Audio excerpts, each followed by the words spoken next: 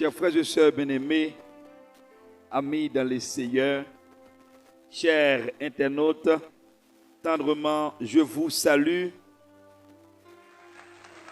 je vous embrasse, je vous encourage de nous suivre via nos pages interconnectées sur différentes plateformes, sur les réseaux sociaux. Et aujourd'hui, nous avons un sujet extrêmement intéressant, un sujet qui parle de la mort physique et la mort spirituelle. La vie après la mort. Où va l'âme du chrétien après la mort? C'est un bel sujet. Nous devons donc travailler pour répondre à des différentes questions, d'ordre biblique, théologique, qui nous ont imposés, qui nous ont fait face. La vie après la mort, où va l'âme du chrétien? Chers frères et sœurs bien-aimés, amis internautes, j'aimerais que vous me disiez exactement ce que dit la Bible à propos de la mort du chrétien. Il est sauvé, d'accord, mais son âme, où va-t-elle en attendant la fin du monde et le jugement? Certains me disent qu'elle est auprès de Dieu. Mais que dit la Bible? Tant qu'on n'est pas ressuscité, l'âme est-elle dans le repos en attendant la résurrection pour le jugement?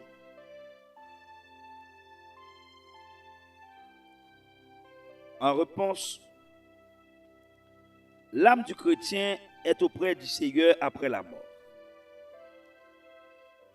Dans ce cas, la Bible ne donne pas beaucoup de détails à ce sujet, mais nous avons quelques pistes pour être suffisamment au clair sur la question de la mort. Tout d'abord, selon Genèse chapitre 2 et chapitre 3, la mort est entrée dans le monde à la suite de la désobéissance d'Adam et Ève, selon Romains chapitre 5 verset 12 et Romains chapitre 6 verset 22. Elle est présentée comme un ennemi vaincu. Et 1 Corinthiens chapitre 15, 26,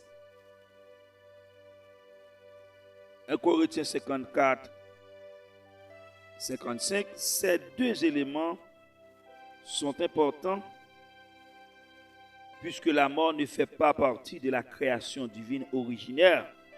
Il ne doit pas être banalisé. Toutefois, la victoire de Jésus à la croix ne doit plus laisser le chrétien ployer sous l'esclavage de la peur de la mort, même si le sujet est délicat, selon Hébreux chapitre 2, versets 14 à 15. Jésus, selon Luc chapitre 23, verset 44, et l'apôtre Paul, selon Philippiens chapitre 1er, 21-23, ces deux portions bibliques affirment que nous sommes auprès du Seigneur après notre mort.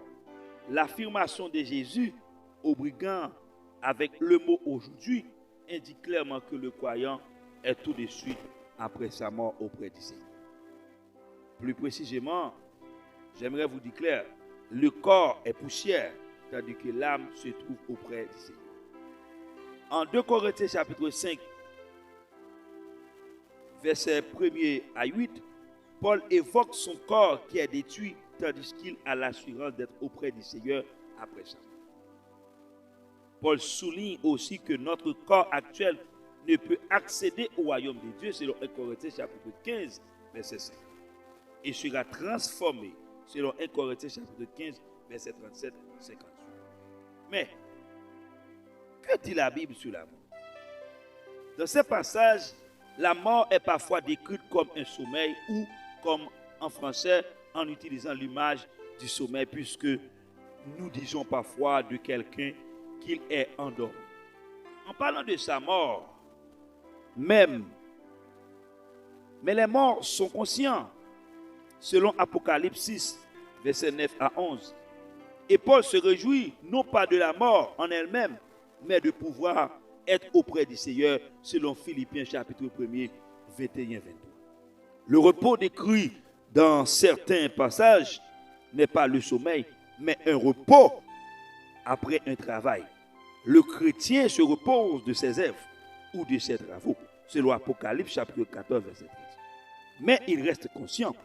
Le passage difficile de Luc chapitre 16, verset 19 à 31 doit être abordé avec prudence et il ne faudrait pas aller au-delà de ce que Jésus désirait enseigner. Il est en revanche très clair que la mort n'est pas un lieu de sommeil et d'inconscient. De même, Paul ne se réjouit pas d'un temps d'inconscient, mais bien d'être auprès du Seigneur, selon Philippiens chapitre 1er, verset 21 à 24. Et de Corinthiens chapitre 5, verset 6 à 8. Les croyants ont donc l'assurance d'être conscients, bienheureux de la présence du Seigneur. Mais maintenant, la vie après la mort commence à se manifester. L'âme est donc auprès du Seigneur. Mais tout d'abord, il faut définir l'âme. C'est quoi l'âme? L'âme est une substance vivifiante. L'âme est donc auprès du Seigneur en attendant la fin des temps lorsque le croyant recevra son corps incorruptible. C'est bien. Donc, la définition est exacte, elle est correcte. L'âme est une substance vivifiante parce que le corps du croyant, ou bien le croyant recevra son corps incorruptible, selon 1 Corinthiens chapitre 15, verset 37 à 50. Sur la nouvelle terre, c'est l'œuvre de Dieu. En Apocalypse 21, verset 22. Après le jugement final, en attendant, l'enfant de Dieu sait qu'il n'y a aucune condamnation pour celui qui se confie en Dieu. Selon Romains 8, verset 1er, il sait aussi que Dieu ne désire pas la mort du pécheur, mais sa repentance pour qu'il accède à la vie, la vraie vie. Selon Jean chapitre 10, verset 10.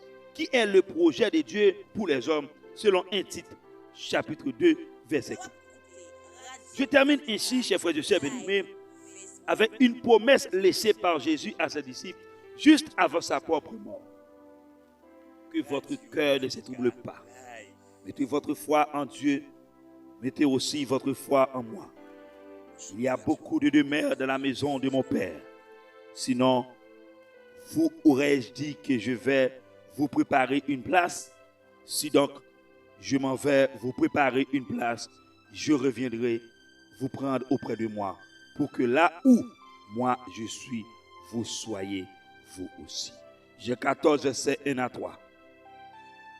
Jésus invite à la foi, même dans un domaine aussi sensible que la mort. Jésus est digne de foi, puisqu'il est revenu de la mort et qu'il est vainqueur de la mort, selon Esdras chapitre 25, verset 8. Et 2 Timothée chapitre 1er, verset 10. Jésus ne nous donne pas tous les détails sur ce qu'il advient après la mort. Mais il affirme que c'est lui qui nous prépare une place.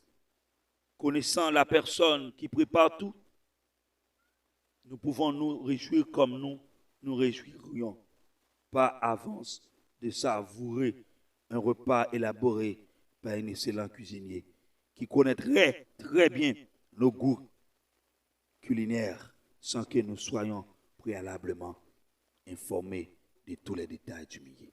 Il en est ainsi avec Jésus, car sans même tout connaître, nous pouvons nous réjouir parce que nous savons qu'il nous aime et qu'il est tout-puissant. Ce qui nous attend sera donc magnifique parce que le préparateur est digne de confiance. Merci, chers frères et sœurs bien-aimés. Merci de votre parfaite écoute. Merci pour votre assistance. Que Dieu vous bénisse. Shalom Aleichem. Bye bye. Bye bye. Et merci beaucoup. Wap écoutez Radio Ibika live Facebook.